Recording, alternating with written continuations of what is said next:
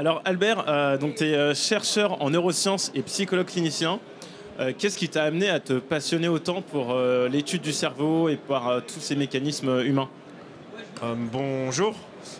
Qu'est-ce qui m'a amené? Le hasard. J'étais assez paumé quand j'étais étudiant. Je savais pas trop quoi faire. J'ai pris des cours un peu partout et j'étais pas mauvais en psychologie. Du coup, j'ai fait ça. Et après, on m'a proposé, je faisais mon stage à la Pitié-Salpêtrière. On m'a proposé de faire des neurosciences et j'ai dit OK. Et j'ai fait des neurosciences. C'est un peu par hasard au final. C'est beaucoup par hasard. Et qu'est-ce qui t'intéresse dans ce domaine du coup? Ce qui m'intéresse, c'est qu'on ne sait pas encore comment ça marche. Et du coup, c'est de chercher. J'aime bien me prendre la tête, et c'est une bonne prise de tête, le fonctionnement du cerveau. C'est peut-être l'organe le plus complexe qu'on connaisse de l'univers, même le truc le plus complexe qu'on connaisse de l'univers. On se trompe beaucoup. On a plein d'intuitions sur notre propre fonctionnement. Et c'est intéressant de confronter ces intuitions avec nos connaissances et de voir comment on se gourre, comment on a un truc solide, puis il est plus très très solide. C'est vraiment un domaine en pleine prise de tête. Et du coup, tu dis qu'on a beaucoup de certitudes, de croyances et qu'on se trompe souvent. Est-ce que tu peux nous donner des exemples? Ouais, en fait, ce qui est particulier avec l'étude de notre espèce, c'est qu'on n'a pas attendu la formalisation de la discipline pour avoir des opinions dessus. Par exemple, je sais pas, avant la découverte de la physique quantique, personne n'avait des opinions sur la physique quantique. Avant la découverte du système immunitaire, personne n'avait d'opinion sur les globules blancs. Mais avant qu'on s'intéresse de manière méthodique à la psychologie ou au cerveau, on a des écrits depuis l'Antiquité sur on fonctionne comme si on fonctionnait. Par exemple, Platon, dans Phèdre, il parle de l'opposition entre la raison et les émotions. Il dit il y a un cavalier, il y a le cheval des passions et le cheval de la raison. Et donc on a accepté qu'il y a une opposition entre nos émotions et notre rationalité. Sauf qu'aujourd'hui, quand on s'intéresse au fonctionnement du cerveau, cette opposition est absolument pas vraie. Il n'y a vraiment pas d'opposition. Nos émotions vont tout le temps avoir certaines idées qui les valident. Nos idées vont tout le temps être validées par certaines émotions. Et on peut avoir une opposition entre des sortes de couples pensée-émotion et d'autres couples pensée-émotion. Par exemple, je sais pas, je pense que la personne avec qui je suis en couple me trompe et mes idées vont venir dire mais ouais, tu te fais tromper tout le temps, ça arrive tout le temps, etc. C'est un couple émotion-raison. Et j'ai une autre émotion et raison qui me disent mais non, calme-toi, tu te fais des films, tu as déjà foutu en l'air tes autres couples comme ça. C'est tout le temps des diades. Et donc on a ces idées, je sais pas, on a une intuition que les gens n'aiment pas changer. C'est pas vrai. Si demain on annonce une augmentation des salaires de tout le monde de 1000 €, je pense pas qu'on va dire non, on veut pas changer. On va juste être très heureux.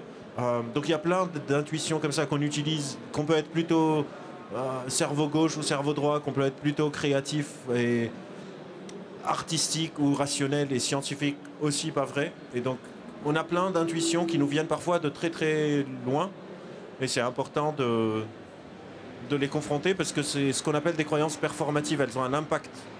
Et voilà. Donc ce que tu dis, c'est que quand on a des intuitions, il ne faut pas hésiter à les remettre en question et ne pas forcément les écouter tout le temps. En tout cas, quand on a des intuitions sur des sujets qu'on ne maîtrise pas, oui, c'est mieux. Si on a des intuitions sur des sujets qu'on maîtrise, on peut leur faire confiance. Nos intuitions sont très fiables quand on a des sujets sur lesquels on a une certaine expérience ou expertise. Je sais pas, si je suis médecin, chirurgien, il y a un problème pendant une opération et j'ai une intuition de comment je peux le résoudre, il faut que je le fasse. Mais si j'ai jamais fait de premier secours et quelqu'un a un accident, je me dis intuitivement je vais aller le soigner, c'est pas une top bonne idée. Ok, c'est intéressant parce que souvent on dit que c'est intéressant d'écouter ses intuitions parce que ça reflète plusieurs expériences qu'on a déjà eues et du coup le cerveau fait un raccourci pour nous aider à réfléchir plus vite. Mais, ouais, le problème c'est quand on a des intuitions sur des choses qu'on n'a pas déjà vécues. D'accord, ok, intéressant. Et du coup, toi, tu passes des labos de neurosciences au plateau télé. Pourquoi c'est important pour toi de rendre tous ces sujets accessibles au grand public? J'aime bien le défi de prendre des sujets complexes et d'essayer de les rendre accessibles sans compromettre la complexité. Je trouve que très souvent on dit ah, les gens veulent des choses simples, les gens veulent des réponses, les gens veulent être rassurés. Et souvent quand on dit les gens, on s'exclut du truc, comme si on ne fait pas partie des gens.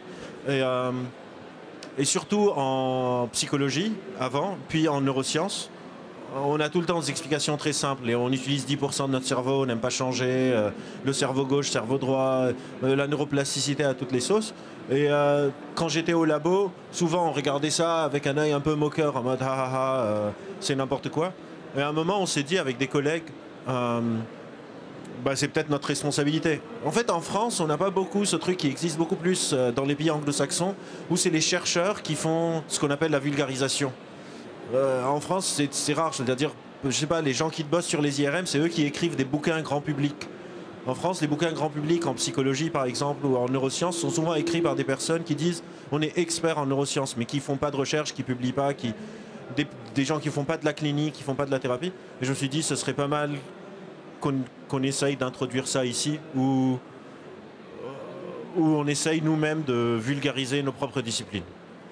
Tu as mentionné cerveau droit, cerveau gauche, le fait qu'on utilise 10% de notre cerveau. Ouais. C'est vrai ou faux? Non, c'est tout ce que j'ai dit est faux jusque-là. Okay. Ouais. Bon, au moins on aura appris plein de choses. Le thème de cette année, c'est la vérité. Ouais. C'est quoi ta vision de la vérité?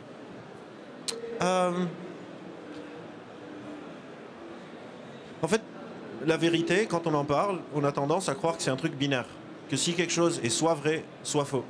Mais il y a un texte d'Isaac Asimov, pour ceux qui connaissent, très court, que je conseille à tout le monde de lire, qui est disponible en libre accès sur Internet, qui s'appelle La relativité du faux, où il explique que le vrai peut être plus ou moins vrai, qu'il y a une sorte de continuum. Quelque chose peut être vrai à 20%, à 30%, à 40%. Et toutes les vérités, du coup, ne se valent pas. Je sais pas, si, par exemple, imagine, je te demande d'écrire le mot ciel, et tu l'écris S-I-E-L, et moi je l'écris X-P-Q-R. On a tous les deux faux, mais j'ai beaucoup plus faux que toi. C'est un peu la même chose avec la vérité. C'est important de prendre en compte cette relativité du vrai, parce que dans plein de situations, on n'a pas la capacité d'avoir tout le temps des informations de très bonne qualité pour avoir une sorte de vérité avec un grand V. Évidemment, parfois ça existe, mais la majorité du temps, c'est ce continuum. Et c'est plus cette nuanciation. On appelle ça les intervalles de confiance. Je suis plus intéressé par les intervalles de confiance que par la vérité. Combien est-ce que j'ai confiance que ce que je crois se rapproche de quelque chose qui est vrai ou moins faux? Et après, pour le vrai, comme ça, dans l'absolu, il y a une citation de... comment il s'appelle? De Aldous Huxley, je pense, qui dit le vrai, c'est ce qui reste quand on n'y croit plus. Ou le réel, c'est ce qui reste quand on n'y croit plus. Et je trouve que c'est pas mal aussi.